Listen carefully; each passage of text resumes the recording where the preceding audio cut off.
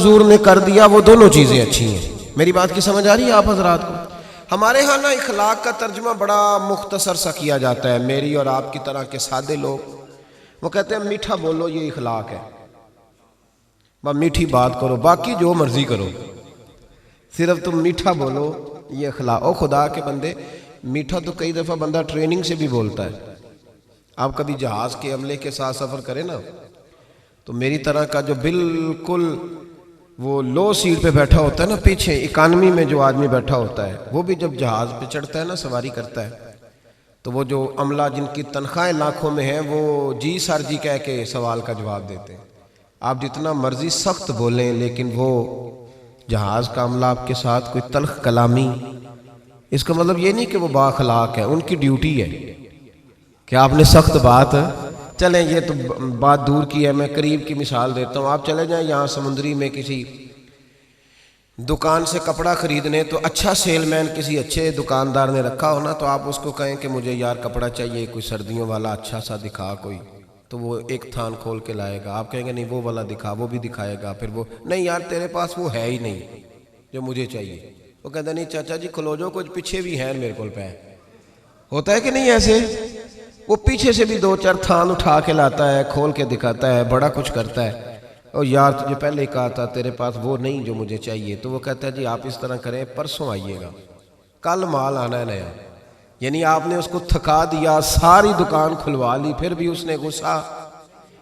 لیکن جب آپ دکان سے اترے تو پھر اس نے کہا یار دیکھو نخرہ کتنا ہے اس کا۔ تو یہ بتائیں یہ اخلاق ہے کہ ٹریننگ ہے؟ بولیں تو صحیح تھوڑا تھوڑا یار، یہ کیا ہے؟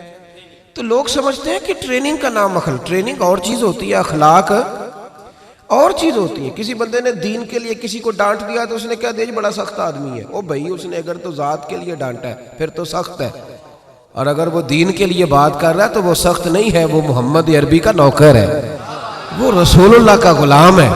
ہم نے نا اخلاق کا ترجمہ، ایک بندہ اخلاق، چلے میں اور سادہ کرتا ہوں، میں خود دیہاتی ہوں نا تو میں اور سادہ کرتا ہوں۔ ایک بندہ با اخلاق ہوتا ہے تو ایک میسنا ہوتا ہے، ان دونوں میں فرق ہوتا ہے، پتہ ہے آپ کو؟ تو شریعت اس کا دفاع نہیں کرتی کہ جو اندر بغض چھپائے اور زبان پہ خیر رکھے۔ نبی کریم صلی اللہ تعالیٰ علیہ وسلم نے جو اخلاق سکھائے اس کو سمجھیں۔ صرف میٹھا بولنے کا نام اخلاق نہیں میرے بھائی، سچ بولنے کا نام اخلاق ہے۔ صرف میٹھا بولنے کا نام ہی اخلاق حسنہ نہیں، سنو اور یاد رکھو، وعدہ وفا کرنے کا نام اخلاق ہے۔ صرف جملے تراش کے اچھے فکرے ڈھونڈ کے لانے کا نام اخلاق نہیں، بلکہ لالچ چھوڑ دینے کا نام اخلاق ہے۔ تعلیم اس چیز کا نام نہیں کہ آپ نے کہہ دیا سارے گاؤں والے جاہل ہیں جی میں تو آکسفورڈ کا پڑھا ہوا ہوں، یہ ان پڑھ بندے انہیں کیا پتا، میں نے تو کل ابھی ایم فل کا داخلہ بھجوایا، یہ تو سارے ان پڑھ ہیں، میں تو ابھی کل جو ہے وہ میں نے درسیات مکمل کیا دورہ حدیث میں، ان جاہلوں کا کیا پتا۔ یہ کہہ کے جان چھڑانا آسان ہے، لیکن کسی جاہل کو تعلیم دینا بڑا مشکل کام ہے۔ سب کو ان پڑھ کہہ کے گزر جانا یہ تو آسان کام ہے۔ مولا علی شیر خدا رضی اللہ تعالیٰ عنہ سے کسی شخص نے کہا تھا حضور پڑھا لکھا بندہ کون ہوتا ہے، عقل مند کون ہوتا ہے؟ تو فرمانے لگے جس کو جاہلوں سے صحیح گزارا کرنا آ جائے وہ پڑھا لکھا ہوتا ہے۔ فرماتے ہیں جو ان پڑھ لوگوں کے بیچ صحیح وقت گزارے نا، وہ سر پکڑ کے بیٹھ گیا، ابا جی آپ کو پتہ ہی نہیں، آپ تو پرانے زمانے کے۔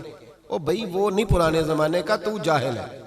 جس کو باپ دیکھیں نا، کبھی کبھی جب ہم عمرے کی فلائٹ لیتے ہیں نا تو ہمارے بچے ہنس رہے ہوتے ہیں، دیکھو بابا جی کو پتہ ہی نہیں کس سیٹ پہ بیٹھنا ہے، بچے مذاق اڑا رہے ہوتے ہیں، دیکھو جی ان کو پتہ ہی نہیں کہ بیلٹ کیسے باندھنا ہے، ان کو پتہ ہی نہیں کس طرح۔ او خدا کے بندے تو کس طرح کی بات کر رہا ہے؟ اگر تو پڑھا لکھا ہوتا نا تو تو اٹھ کے بابا جی کا ہاتھ پکڑتا، تو ان کا سیٹ نمبر دے کے انہیں چھوڑ کے آتا۔ اگر تو تعلیم یافتہ ہوتا نا تو انہیں بتاتا اٹھنا کیسے ہے، بیٹھنا کیسے ہے۔ میرے رسول پاک علیہ السلام کا کمال یہ ہے کہ رسول پاک نے اس قوم سے گزارا کیا جو بچیاں زندہ دفن کر دیتی تھی، اس قوم سے گزارا کیا جو کھڑے کھڑے جانوروں کو نیزہ مار کے خون نکال کے پی جاتی تھی۔ میرے محبوب نے ان لوگوں کے بیچ رہ کے وقت گزارا اور اس طرح کی طبیعتیں بدل دیں کہ کل تک جو بیٹیاں کاٹ ڈالتے تھے اب وہ بیٹی کمرے میں آتی ہے تو اٹھ کے کھڑے ہو جاتے۔ تو آپ یہ دیکھیں اخلاق اس چیز کا نام ہے کہ آپ نے کسی کو ٹرین دیکھیں. حضرت علامہ حلبی نے سیرت حلبیہ میں اس کو لکھا ہے اور امام طبرانی نے طبرانی میں لکھا ہے. نبی کریم علیہ السلام بیٹھے تھے تو ایک آدمی مانگنے آ گیا. پہلے تو اس نے مانگا بڑے عجیب انداز میں. حضور گزر رہے تھے. اگرچہ یہ حدیث بخاری میں بھی موجود ہے, مسلم میں بھی ہے, نسائی ابن ماجہ میں بھی ہے, لیکن میں جو جس تفصیل سے عرض کر رہا ہوں یہ میں جس کتاب کا حوالہ دے رہا ہوں وہاں سے اسی تفصیل سے عرض کروں گا, اسی انداز میں موجود ہے وہاں روایت. ایک شخص آئے تو نبی پاک صلی اللہ علیہ وسلم گزر رہے تھے, مسجد نبوی میں آ رہے تھے. توجہ ہے میرے بھائیوں کی میری بات پر. نبی کریم صلی اللہ علیہ وسلم نے نا سرخ دھاری دار یمنی چادر کندھے پہ رکھی ہوئی تھی. وہ بندہ پیچھے سے آیا, اس نے آ کے حضور کی چادر کو پکڑ کے کھینچا, چادر کھینچی. حضرت انس بن مالک رضی اللہ تعالیٰ عنہ فرماتے ہیں کہ جب چادر کھینچی تو میں نے حضور کی گردن مبارک پر اس چادر کا نشان دیکھا, یعنی اتنی سخت چادر کہ پھر گئی گلے مبارک میں. اب جب نبی کریم علیہ السلام کی چادر کھینچتا ہے تو کہتا پتہ کیا ہے, کہنے لگا اے اللہ کے رسول میں بھوکا ہوں, غریب ہوں, کچھ خیرات لینے آیا ہوں. یہ دروازہ ذرا کوئی زور سے کھٹکھٹائے تو اس کی خیر نہیں, وہ تو خیرات لینے آیا کہ لوٹنے آیا ہے. اس نے چادر کھینچی اور کہنے لگا جی میں کچھ لینے آیا ہوں. حدیث بخاری میں بھی نبی پاک کے یہ جملے موجود ہیں. حضرت انس بن مالک فرماتے ہیں فَالْتَفَتَ إِلَيْهِ فَضَحِكَ, فرماتے ہیں جب نبی پاک نے اس کی طرف دیکھا نا تو میرے رسول نے مسکرانا شروع کر دیا. اس نے چادر کھینچی ہے, گلے پہ نشان پڑ گیا اور کہتا ہے میں مانگنے آیا. میرا خیال ہے میں ہوتا تو ایک تھپڑ مارتا پہلے, بھئی تو مانگنے آیا ہے کہ تو جان لینے آیا ہے, تو کچھ لینے آیا, یہ کیا طریقہ ہوا. اس نے گردن پہ نشان ڈال دیا لیکن محبوب کریم مسکرائے. کیا خوبصورت انداز ہے فاضل بریلوی کا. اور پتہ نہیں اعلیٰ حضرت کہاں بیٹھ کے لکھا کرتے تھے, جب حضور مسکراتے تھے تو اعلیٰ حضرت فرماتے ہیں جس کے گچھے سے لچھے جڑے نور کے, جس کے گچھے سے لچھے جڑے نور کے, ان ستاروں کی نزہت پہ لاکھوں سلام, اور جس کی تسکین سے روتے ہوئے ہنس پڑے اس تبسم کی عادت پہ لاکھوں سلام. ذرا شعر کی لذت تو لیجیے گا. جس کی تسکین سے روتے, فرماتے ہیں بڑا بھی غمگین ہونا بندہ تو نبی پاک ہلکی سی تسکین کرے, پورا مسکرائے بھی نہ, پورا مسکرائے بھی نہ, تو بندے کے غم سارے دور ہو جاتے ہیں. اب سوال یہ اٹھتا تھا کہ ہم کیا انتظار کریں گے کہ نبی پاک کب مسکرائیں گے, کیا یہ قوم انتظار کرے گی؟ تو اعلیٰ حضرت فرمانے لگے نہیں, انتظار کرنے کی ضرورت نہیں, ہر وقت مسکرانا تو میرے نبی کی عادت ہے. انداز دیکھیے, جس کی تسکین سے روتے ہوئے ہنس پڑے اس تبسم کی عادت پہ لاکھوں سلام. تو نبی کریم علیہ السلام دیکھ کر کے مسکرائے اس صحابی کو, اس شخص کو. حضور مسکرائے اور نبی کریم گھر لے آئے. عشاء کا وقت قریب ہو گیا. رسول کریم علیہ السلام, یہ لفظ بخاری کے نہیں ہیں, یہ صاحب سیرت حلبیہ کے.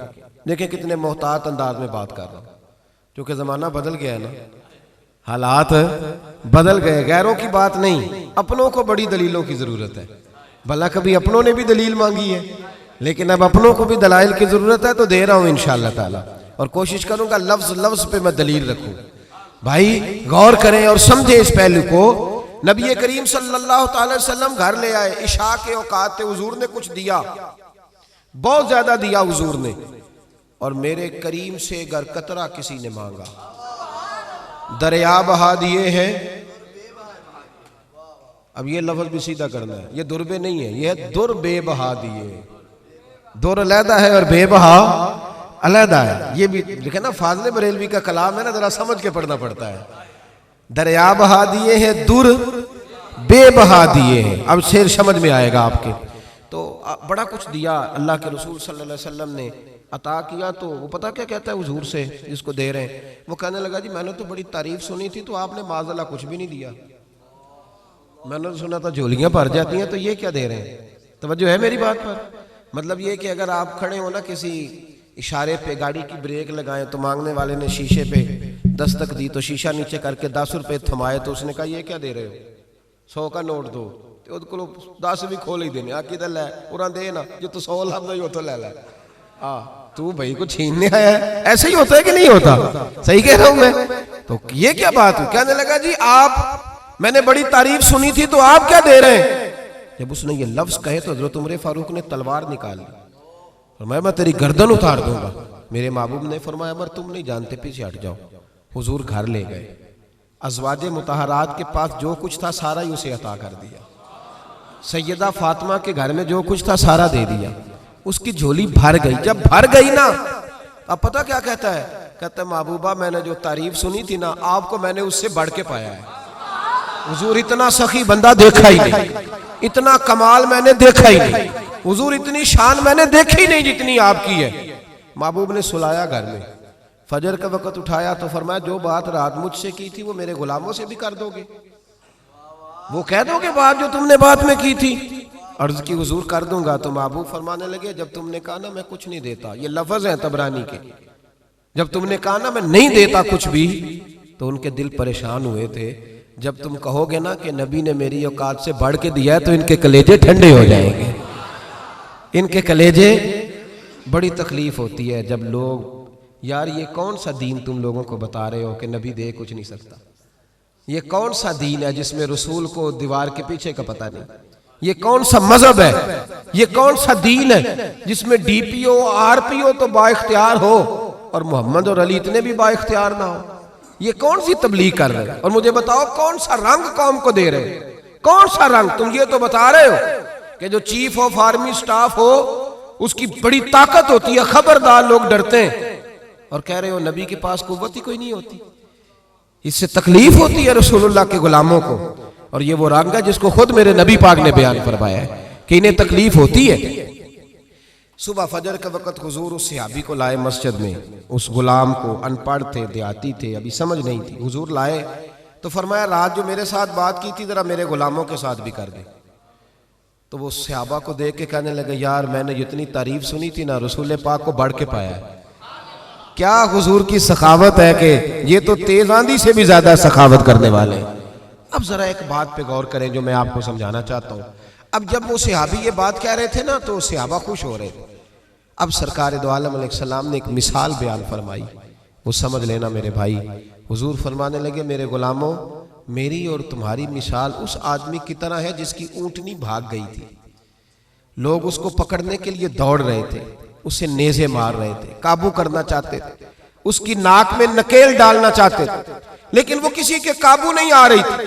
فرمایا میری اور تمہاری مثال اس آدمی کی طرح جس کی اونٹنی بھاگ گئی، مالک موجود نہیں تھا، وہ بے قابو ہو گئی، پاگل ہو گئی، لوگ پکڑتے قابو نہیں آتی۔ کریم رسول فرمانے لگے پھر اس کا مالک آ گیا،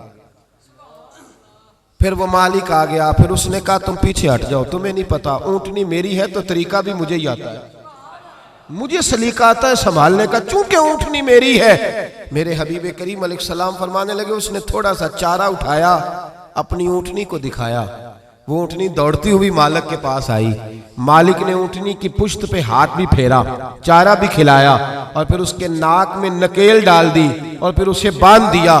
لوگوں سے کہنے لگا تم جاؤ، اونٹنی میری ہے تو طریقہ بھی مجھے ہی آتا ہے۔ میرے کریم رسول فرمانے لگے امت میری ہے تو سنبھالنے کا طریقہ بھی مجھے ہی آتا ہے، یہ مجھے آتا ہے طریقہ، اس کو سنبھالنا کیسے؟ رب ہب لی امتی کہتے ہوئے پیدا ہوئے، حق نے فرمایا کہ بخشا الصلاۃ والسلام، مجھے طریقہ آتا ہے سنبھالنے کا۔